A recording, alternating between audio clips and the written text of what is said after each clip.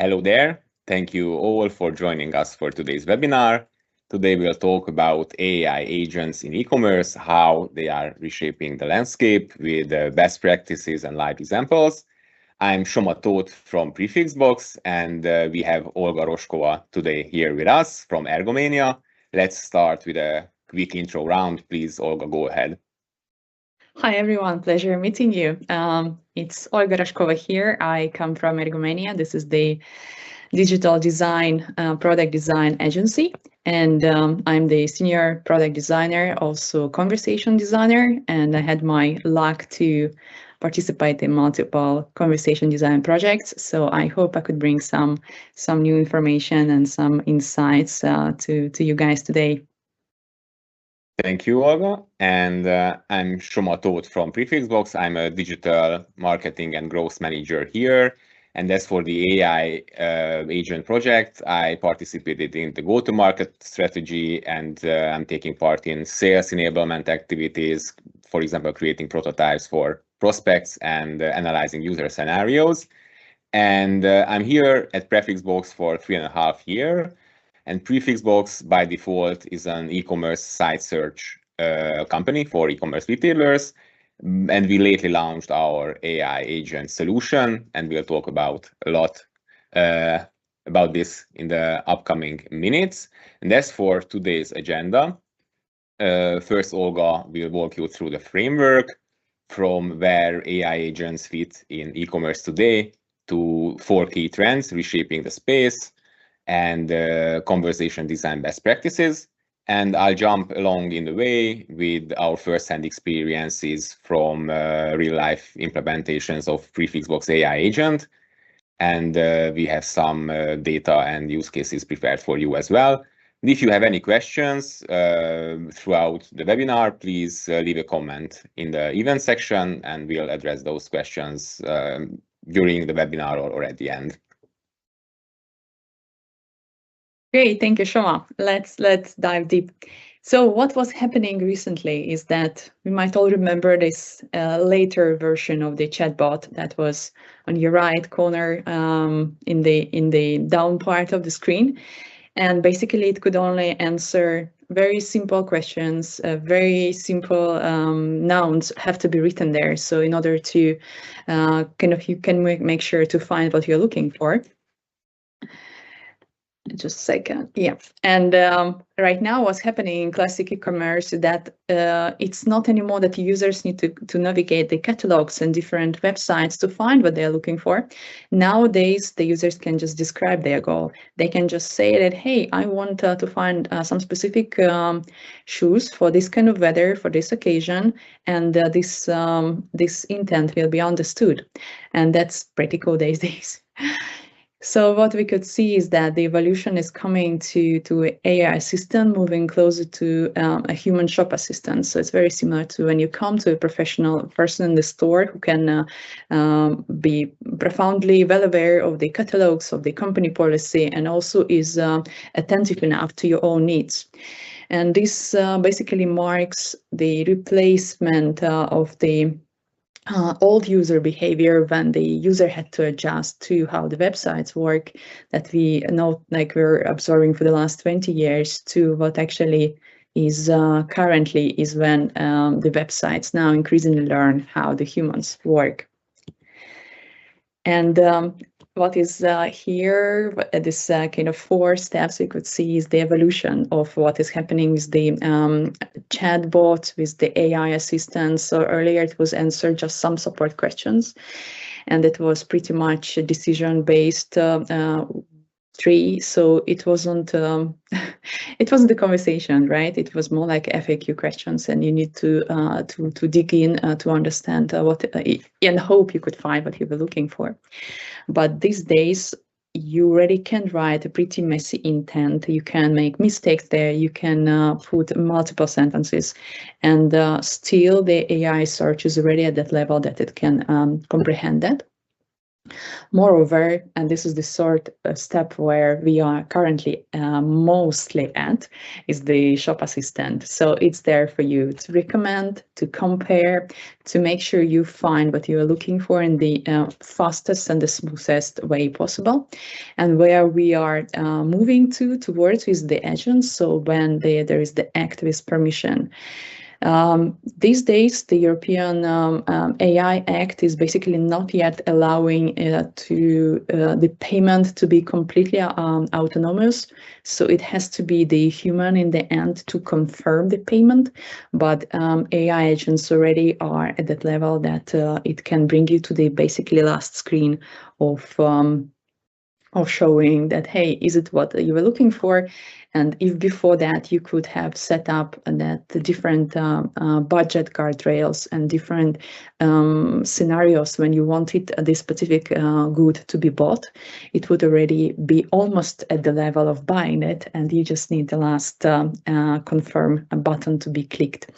So what we could see is that this UX shift is happening from how we could make sure that the conversation having a good quality to basically to the decision quality. So we are there to help users to make an informative choice. And so we are not just answering the question, is this particular, I don't know, monitor is in stock, but we are making sure that we help for the user to understand if it's the right monitor for the use case he or she has. All right, Shama. Yes, thank you, Olga. And yeah, echoing what you have just said, according to this framework, like Prefixbox's AI agent is more like an AI shopping assistant. As of now, it's we are on that phase. But what we can see in client demos and implementations, that the retailer market is maybe back 1 or 2 steps, even because we have released our AI agent at the beginning of this year, let's say, and at most retailer side, they have more or less an AI chatbot, but most only function as support assistants.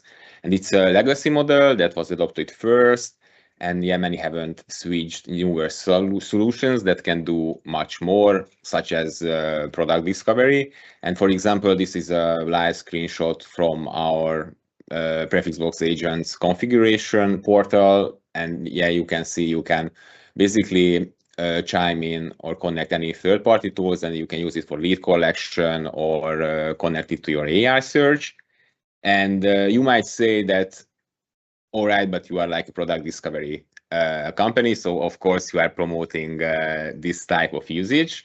But the thing is that data backs this story up enormously, because if we move to the next slide, I've gathered some aggregate data from all implementations. And as you can see on the right on the pie chart, most conversations are about product recommendation.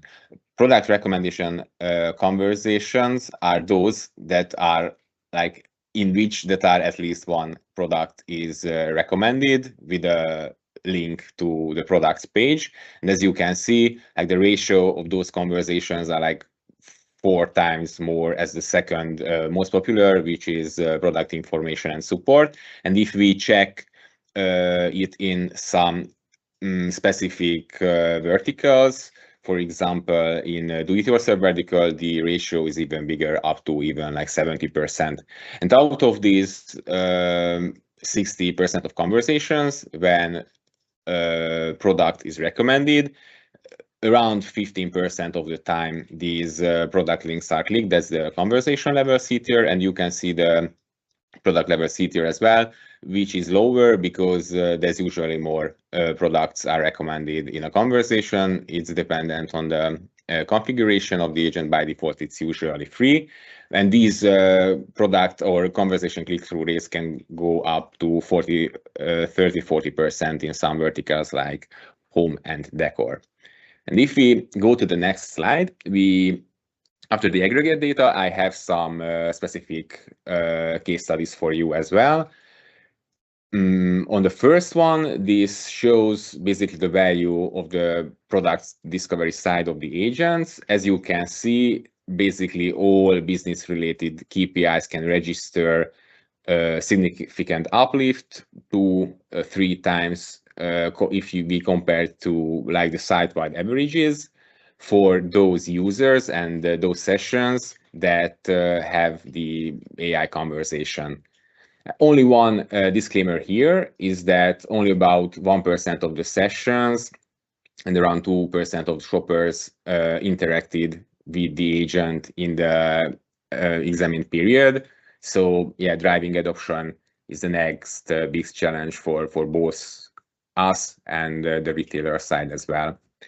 And if we go to the next slide, yeah, this is more about support automation. And yeah, I've mentioned that product discovery is the vast majority of conversations, but still we have some specific cases. For example, this US Shopify store in a home and decor industry that has around like 10,000 conversations monthly, and out of them 30% are support related. This is like twice the average I showed in the beginning, and like 1/4 of those conversations are about order tracking. It's a very focused and highlighted area of that.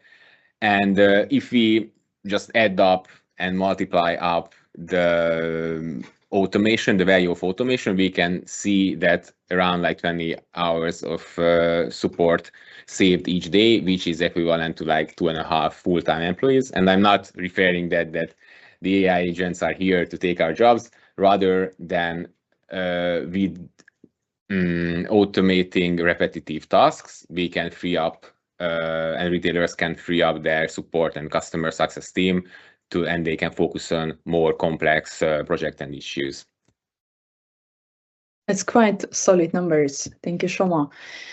What I was about to tell you also is what's happening on the market for the big players. So we could cover here a little bit about Amazon, Walmart, Zalando, and also in general how, for example, Google AI for shopping is working. And basically what we can notice is that it's not anymore, what we were talking, the chatbot in the corner. It's kind of everywhere. It's in search, in navigation, sometimes at checkout.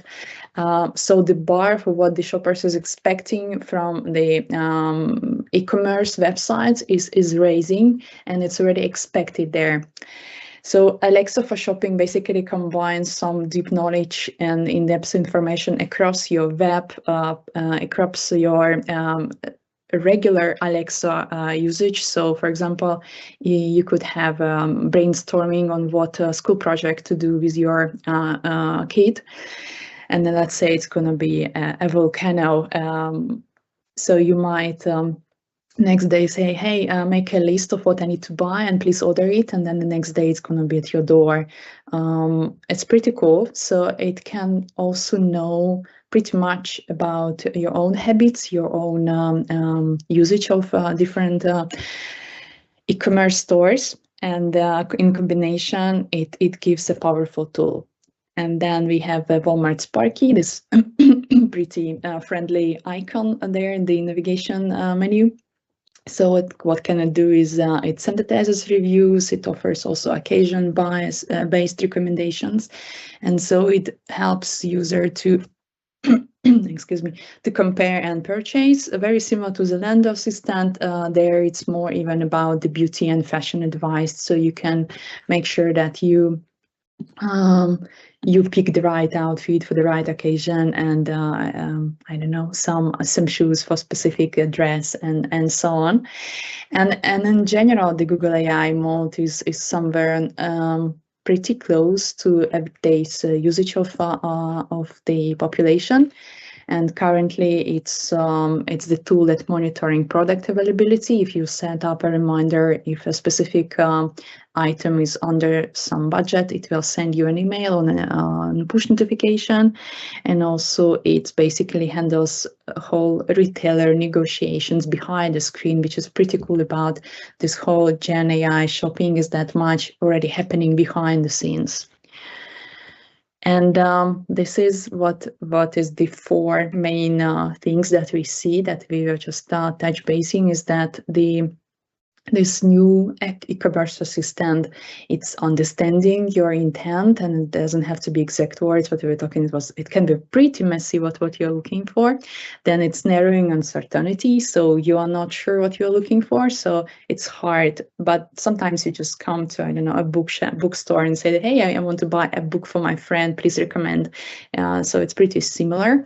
And then it's having some explanation and comparison. So you might say that I'm looking for this specific thing, and then the AI assistant can say, hey, if you add, I don't know, $5 more, you might have something completely different quality category, or the opposite. So you have a bigger variety, and you got the much more the decision that would be closer to what you actually need.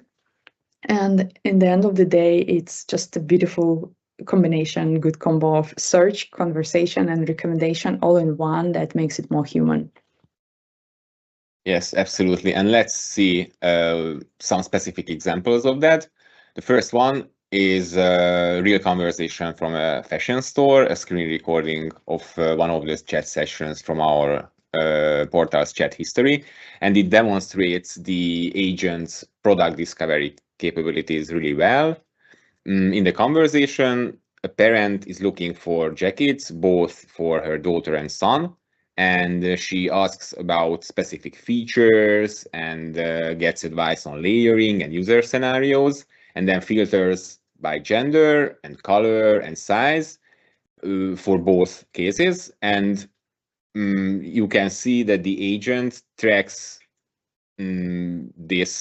all this information seamlessly and parallel the two products throughout the entire conversation without losing context.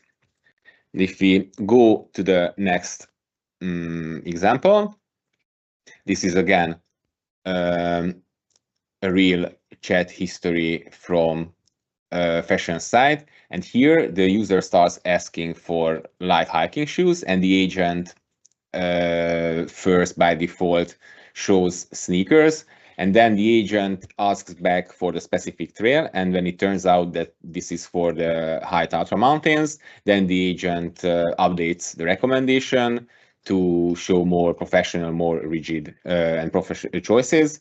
And the agent then offers proper sizing advice as well, because from the context it can learn that the shopper is not a professional one, and this is like basically his or her like first hiking boots. And yeah, this exemplifies really well that the agent really acts like a senior salesperson, and it's not only a search box anymore.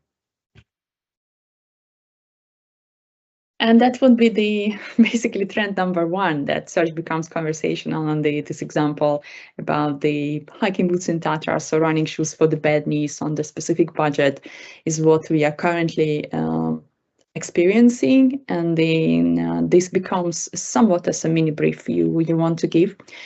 And what's great is that AI also can ask follow-up questions, because sometimes you forget about some important part of it, that a factor is also something that would influence your decision.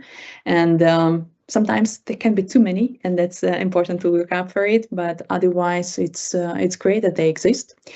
And in the end of the day, users just spend less time to navigate all these filters, which is taking away this overwhelming feeling and the pain points during the e-commerce experience. And the whole conversation feels like we are going towards figuring out what are the constraints. So what starts as the simple situation, the assistant converts in kind of a product logic.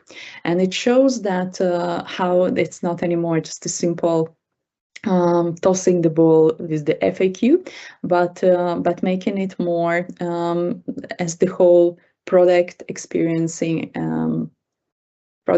product logic experience. So let's say earlier we would write just a router, And that would be basically, can I extend my Wi-Fi to multiple floors? That would be something as the goal of the user. And these days, what the AI agent is transforming into is that it should show some mesh systems compatible with the existing router in stock and under $300.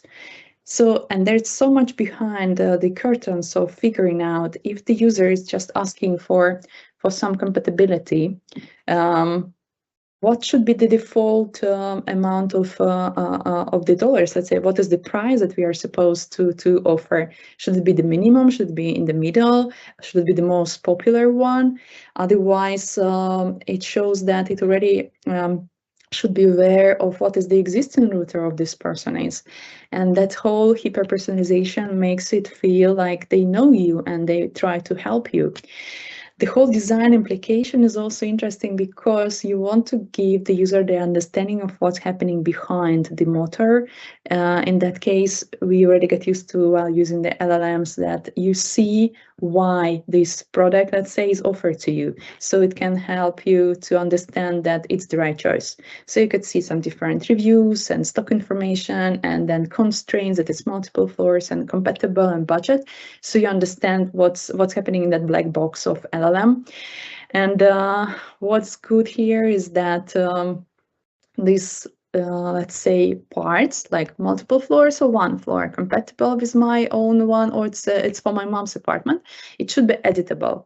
And that would be just so easy without restarting the whole conversation that, hey, no, I need another another router, I don't know, for my partner. But here it's more like you just vary on one of them, and then you got to the result much faster. That brings us to trend 2, and that is about search and support are now emerging these days. We used to one specific scenario when it was mostly about support.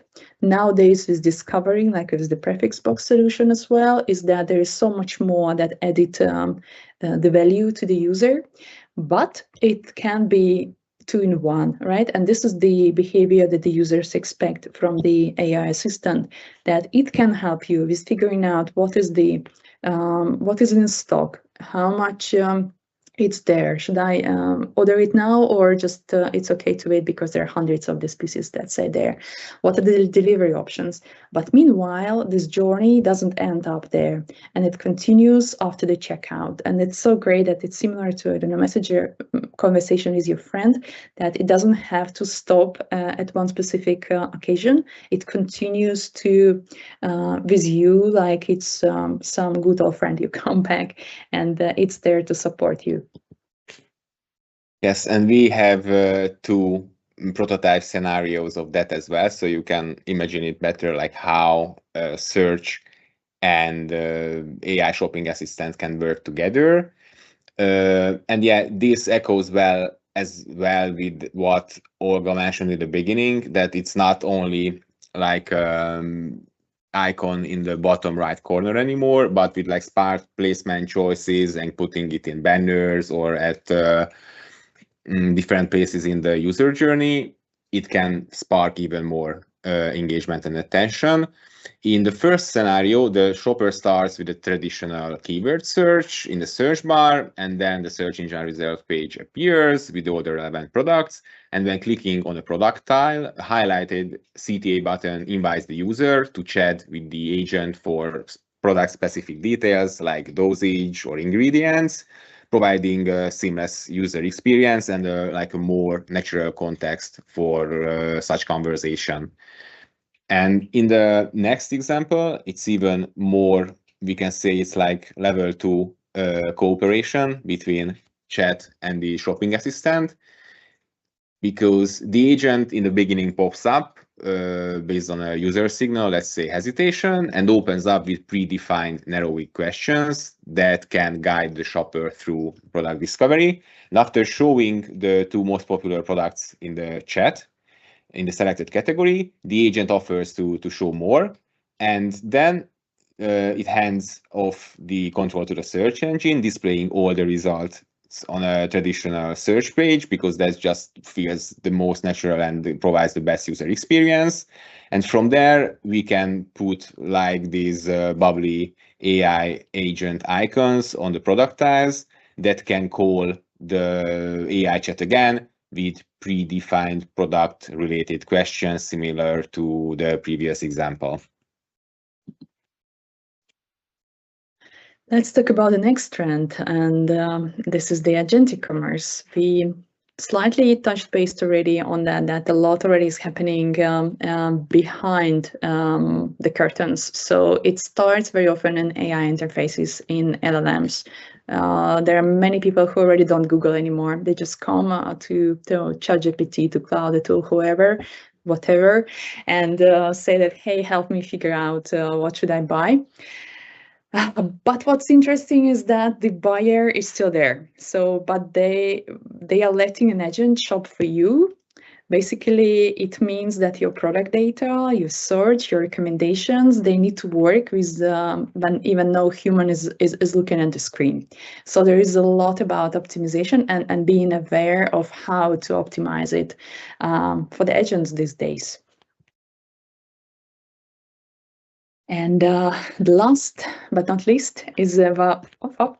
Please, Olga, reshare the presentation. Thank you. It disappeared. Sorry. It's fine. Thank you. It's making today quite a hustle with that.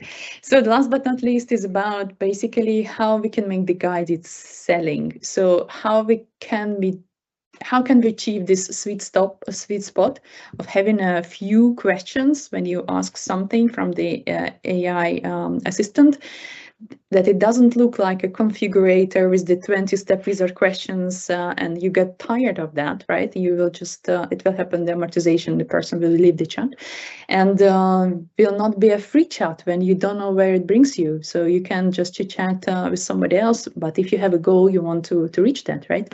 So here, what we need to think and make sure that is happening is that you ask just enough questions, then you diagnose the job right, so you make sure there is the right context, environment.